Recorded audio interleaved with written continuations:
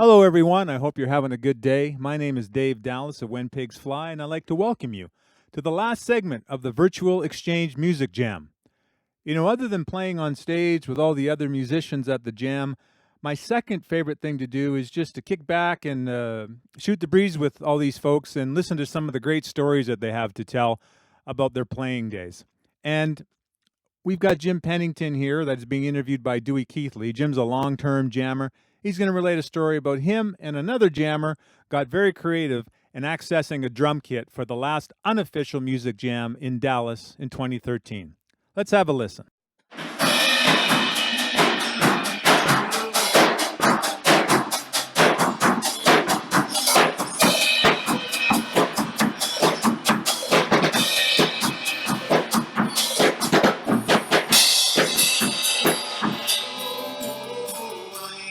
Jim, I remember back in the old days, and even now, is pretty easy for us guitar players to just throw a guitar in and jump on the plane, go to exchange, show up at the jam. But it was always a little tougher for you drummers, wasn't it? And I think I remember a story or two about you guys having to get creative to get drums to the exchange jam.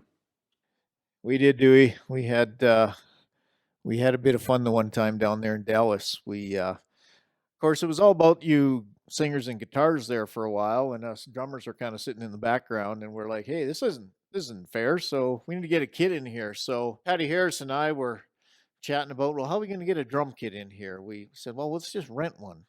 So we phoned a couple places in Dallas, and we were a bit surprised that nobody would rent us a drum kit in Dallas. So I don't know if that says something about drummers and renting gear or what, but anyways, we said we need a plan B. So we said, well, let's just go buy one. So off we went to the music store and went in, and there was a bunch of used gear there. And we said, hey, we're just going to buy some used gear. And Patrick said, well, how are we going to expense this? And I said, well, we don't have to worry about that too much. I work for Barry Blight, so we'll figure that out. So anyways, we talked to the sales guys there, and we were really, really trying to get a used kit because we knew darn well we weren't going to do much with it after that night. So, but he was hell bent on selling us a new kit. So after about an hour of talking back and forth, out Patty and I went with a brand new drum kit in his truck. So we headed back to the hotel into remember the ballroom. It was just a pale yellow, the whole thing. I remember walking in there and go, we are going to rock this place tonight. So we got the new kit set up, and we had a good time that night. We beat that kit pretty hard. So in fact, I do remember thinking that maybe Mike Began's name came up about putting a stick through a head, but I can't confirm or deny those rumors. So we had a good time that night. That poor old kit got used pretty hard, and the next morning we were looking at it and we're going, "Ooh, this kit's in pretty rough shape. How are we going to take this back? We need a story." So while we're driving back to the store, Pat and I are like, "Okay, what's the deal? We got to have a story to tell this guy." So we come up with a story that, well, we bought it for a buddy and he was getting married, and we took it over to his house to a garage to kind of ease the fiance in, and she didn't go for it, so we had to bring the kit back the next day. So he kind of gave us kind of a funky look, but I'm not sure if he was buying it or not. But anyways, he said, okay, well, let's have a look at the stuff. So we started taking out of the boxes, and his eyes got real big, and he's going, what did you guys do to this kit? So we said, well, we had some fun last night. There's a few beers, and anyways, he goes, well, I'm going to have to charge you for some new heads and things. And we said, yep, we're good. We can handle that. And man, I was looking at the cymbals. There was dents in the cymbals, and I'm like, Patty, this isn't good, man. I don't know if this guy's going to go for it. But at the end of the day, I think we had to pay about a 20% restocking charge, which, in our world, that's pretty fair. So we walked out of there smiling, had a good laugh, and drove back to the hotel. So it was a pretty good story. So, but we definitely had fun that night, and it was really great to get with the guys and actually be able to take it up a notch by adding some rhythm and some kick drumming behind all those guitars. Looking back, I remember being back in Dallas again. I think at that same Gaylord, and we rented out the sports bar the one night, and how unbelievably packed that place was. It was just a ton of fun to see that many folks there. And you know what? For for a bunch of guys that dream of playing real gigs, these were real gigs for us. So it was a lot of fun. But I do remember that Aztec Theater in in San Antonio, and by then we were actually having a percussion section. We had not just one kit, but we had a bunch of backup percussion going, and certainly I'll never forget the Prince song in Minneapolis that year. That was something to really remember. That was something pretty special.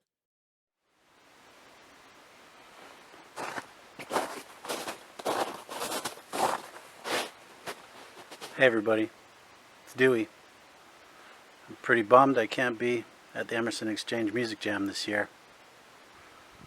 I think I'll go out on the lake and play a song with the pigs.